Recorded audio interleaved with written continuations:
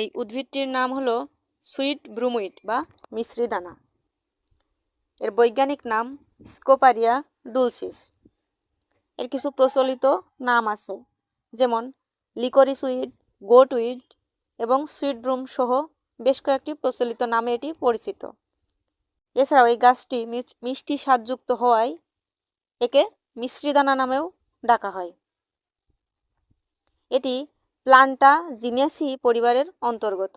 এটি একটি একবর্ষজীবী ভেষজ উদ্ভিদ যা 40 সেন্টিমিটার পর্যন্ত লম্বা হতে পারে। এটি বিশ্বজুড়ে গ্রীষ্মমণ্ডলীয় এবং উপগ্রীষ্মমণ্ডলীয় অঞ্চলের একটি সাধারণ আগাছা।